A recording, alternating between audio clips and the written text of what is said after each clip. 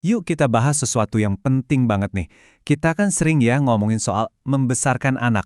Tapi pernah nggak kita mikir kalau anak itu sebenarnya bukan cuma dibesarkan, tapi dibentuk?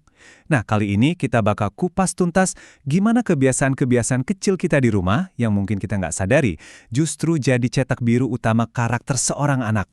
Jadi, pertanyaan dasarnya kan gini. Setelah seorang anak hadir di dunia, apa sih yang paling nentuin dia bakal jadi orang seperti apa nantinya?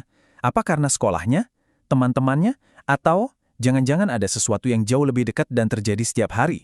Oke, sebelum kita lanjut, kita bongkar dulu satu mitos besar ya. Mitos yang bilang kalau anak-anak itu ya bakal tumbuh dewasa dengan sendirinya seiring berjalannya waktu. Ya kan? Ini pemikiran yang umum banget. Pokoknya yang penting udah dikasih makan, disekolahin, nanti juga gede sendiri. Seolah-olah kedewasaan itu proses otomatis gitu aja. Tapi coba deh kita pikir lagi. Kalau memang sesederhana itu, kenapa ya kita masih lihat banyak banget masalah perilaku? Ternyata kenyataannya jauh lebih rumit dari itu. Nah, disinilah inti dari semua obrolan kita. Ada perbedaan yang fundamental antara sekedar membesarkan anak dan secara aktif membentuk mereka. Kedengarannya mungkin mirip ya, tapi dampaknya, wah, bisa beda banget. Jadi, ini dia bedanya. Kalau dibesarkan, itu lebih ke soal pemenuhan kebutuhan fisik dan formal. Makanan, sekolah, pakaian. Beres. Tapi kalau dibentuk, ini proses yang terjadi terus-menerus. Anak itu ibarat spons super canggih yang menyerap semua yang ada di sekitarnya. Energi, nada bicara, cara kita menyelesaikan masalah. Setiap detik, setiap hari. Coba bayangin, di rumah Anda itu ada satu alat perekam kecil yang nyala 24 jam. Perekam itu ya anak Anda. Dan dia nggak cuma merekam perintah atau nasihat loh, justru dia merekam semua kebiasaan kecil kita yang diulang-ulang. Dan coba diperhatikan, yang direkam itu bukan pelajaran-pelajaran besar, bukan. Justru hal-hal mikro, kayak nada suara kita pas lagi capek, cara kita nutup pintu pas lagi marah, atau gimana cara kita ngondongin orang lain pas mereka nggak ada. Semua itu terekam dengan sangat-sangat jelas. Nah ini nih bagian yang paling krusial. Hasil rekaman itu nggak cuma disimpan di memori. Pelan-pelan tapi pasti, rekaman itu jadi panduan perilaku mereka. Apa yang mereka lihat setiap hari di rumah, itulah yang menjadi standar kewajaran atau kenormalan buat mereka. Coba kita lihat ya, gimana siklus ini bekerja. Anak itu nggak terlahir kasar kan?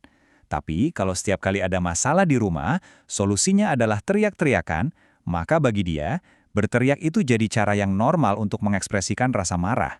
Ya, karena cuma itu satu-satunya alat yang dia punya di kotak perkakas emosinya waktu menghadapi masalah. Atau contoh lain yang juga kuat banget. Ketika seorang anak dengan semangat mau cerita, tapi malah diabaikan atau dianggap sepele, pesan yang dia tangkap itu bukan, oh, orang tuaku lagi sibuk. Bukan, tapi ceritaku nggak penting. Lama-kelamaan dia belajar. Ya udah mending simpan sendiri aja. Dan tanpa kita sadari, sebuah jurang emosional mulai terbentuk di antara kita. Oke, sekarang gimana kalau kita coba sambungin titik-titiknya? Kita lihat gimana lingkungan yang tanpa sadar kita ciptakan itu tercermin langsung pada perilaku anak yang kita lihat sehari-hari. Seringnya kan kita cuma lihat luarnya aja. Kita lihat ada anak yang gampang meledak-ledak, susah diatur, dan gampang banget kita langsung kasih cap ke dia. Padahal pertanyaan yang seharusnya kita tanyain itu begini. Sebelum kita ngejudge perilakunya, pernah nggak sih kita coba intip sedikit dunianya? Apa yang dia lihat dan rasakan setiap hari, sampai-sampai perilaku itu jadi respon alaminya? Koneksinya tuh jelas banget kan? Anak yang tumbuh di tengah teriakan dan tekanan, ya, dia akan belajar merespons dunia dengan kemarahan. Anak yang ceritanya sering diabaikan, ya, dia akan belajar untuk menutup diri. Ini bukan kebetulan loh. Ini adalah hubungan sebab akibat yang sangat langsung. Dan inilah kesalahan terbesar kita kayaknya. Kita terlalu fokus sama apa yang anak lakukan, tapi kita lupa nanya kenapa. Kita cuma menilai hasil akhirnya yang kelihatan.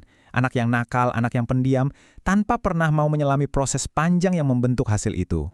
Jadi kita sampai di kesimpulan akhir yang paling penting. Ternyata fokusnya tuh bukan lagi soal gimana cara memperbaiki anak. Fokusnya bergeser menjadi gimana cara kita merefleksikan lingkungan yang sudah kita sediakan untuk mereka. Kutipan ini benar-benar merangkum semuanya. Perilaku anak itu bukan sesuatu yang muncul dari ruang hampa.